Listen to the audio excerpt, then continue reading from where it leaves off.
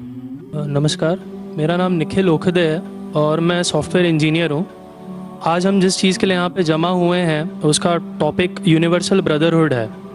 पर मुझे कहीं ना कहीं ऐसा लगा कि हम इंसानों तक सीमित रह गए। मेरा ऐसा कहना है कि हम इंसानों में कुछ इंसान ऐसे भी हैं जिनकी कुछ फीलिंग्स या जिनको जानवरों के बारे में भी थोड़ी फीलिंग्स हैं, और अगर आप उन्हें हर्ट करते हैं तो ये उस इंसान के रिलीजन के प्रति जाना है। तो मेरा ये मानना है कि भगवान कुछ नहीं है, सिर्फ एक यूनिवर्सल ब्रदरहुड का माध्यम है ताकि एक भगवान को हम पूजें या इबादत करें और इसके थ्रू हम यूनाइट हो जाएं।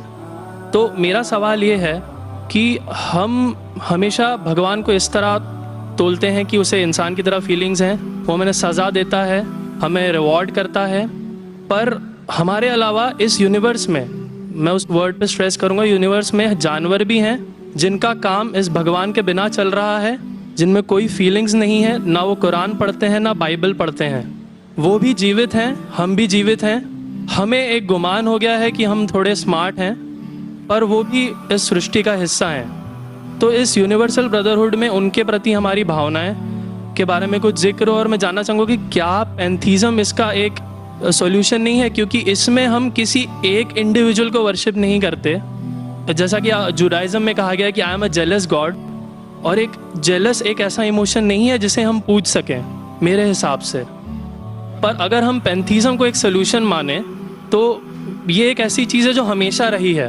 पेड़ हमेशा रहे हैं, ये यूनिवर्स हमेशा रहा है, जबकि धारणाएं, डेफिनेशंस भगवान की हमेशा बदलती रही हैं। तो अगर हम गॉड को कांस्टेंट के रूप में देखना चाहते हैं और इसे एक माध्यम बनाना चाहते हैं आपसी भाईचारे का, आलमी भाईचारे का, तो क्या पैंथीज़म इसका एक सॉल्यूशन नहीं है?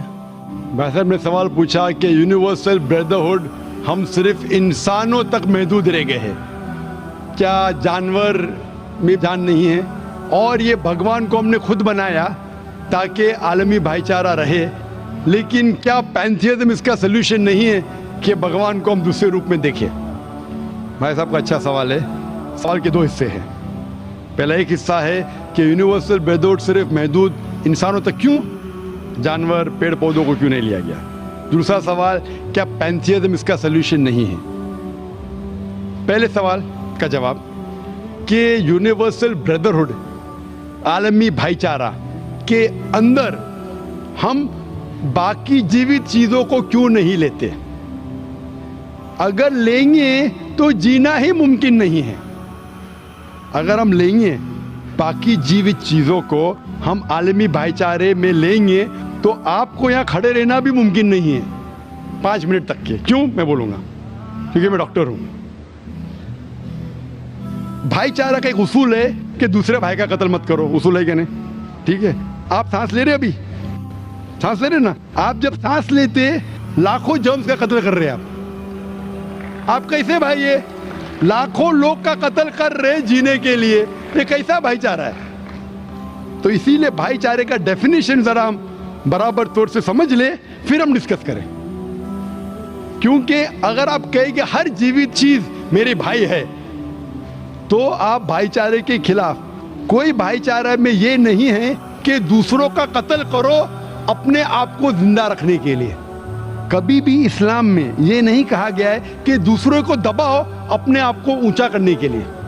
और मैं अल्लाह के रसूल की एक मिसाल दूंगा आपको। अल्लाह के रसूल फरमाते हैं, आप जब देखते हैं एक खजूर का दरख्त, पाम ट्री, वो एक मोमिन की मिसाल है, मुस्लिम की मिसाल है, तो साहबा सोचते हैं इसका क्या मतलब? क्यों एक खजूर का दरख्त, पाम ट्री को मुस्लिम कह रहे? समझ में नहीं उनको।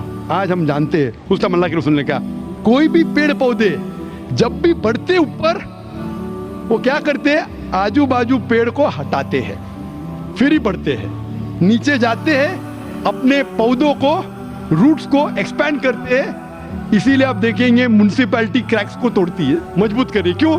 वो पेड़ बढ़ता है तो क्रैक हो जाता है, फिर से टाइल लगाते हैं। जितना पौधा बढ़ता है, जितना पेड़ बढ़ता है, उतना आजू बाजू नुकसान करता है। एक वाहिद दरख्त है पाम ट्री, जो जितना ऊंचा जाता है दूसरे को नुकसान नहीं पहुंचे, सीधा जाता है। बाकी लोग यहाँ जाते वहां जाते, इसके घर में घुसते उसके घर में घुसते, ऊपर जाते सीधा, किसी को तकलीफ नहीं देते, नीचे भी जाते सीधा, आजू बाजू घूमते नहीं। अगर आप अपने आप को बड़ा बनने के लिए दूसरों को दबाएंगे, ये मुस्लिम नहीं। तो अगर मैं मानूं आपकी बात को कि हर जीवित इंसान को भाईचारा करूं, तो मुझे जीने का हक नहीं, किसी को जीने का हक नहीं है। लेकिन उसका मतलब ये नहीं कि हम दूसरे जीवित लोग को तकलीफ पहुंचाए जानबूझ के।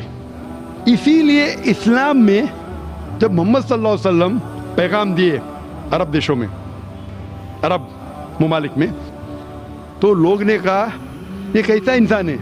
जब अल्लाह के रसूल ने कहा कि ऊंट के ऊपर ज्यादा वजन मत डालो, हराम है, घोड़े को ज्यादा तकलीफ मत दो, तो लोग कहने लगे ये तो अभी इंसानों की हुकूक की बात कर रहा था, अभी जानवरों के हुकूक की बात कर रहा है।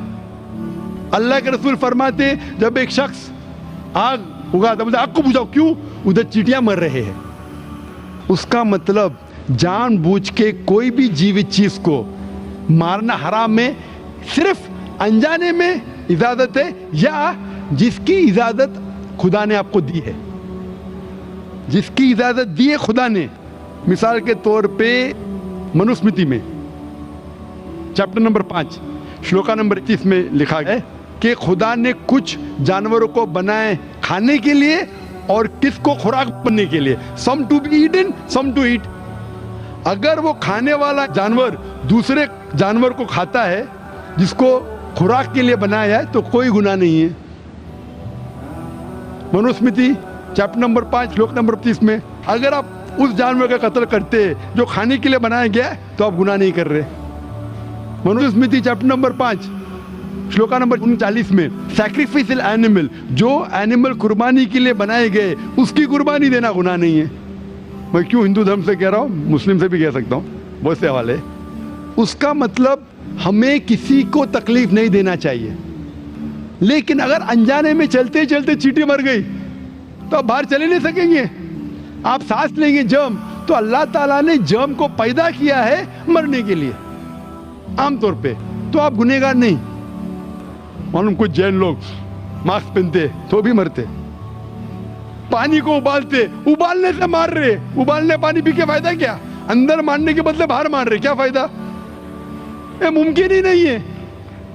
लेकिन जानबूझ के कोई जानवर को, और एक मिसाल दूंगा, हमारे खतीब जुमा नमाज पढ़ाए थे कल, डॉक्टर उस्मान, उनने अपने खुतबे में मिसाल दी थी। क्या एक औरत थी जो बहुत बेहया थी, क्या कहेंगे, जो आम तौर पे लोगों की जिन्नत थी। मैं लफ्ज़ उर्दू ज़रा मेरी कमज़ोर है, मैं किसी को ठेस नहीं पहुंचाना चाहता।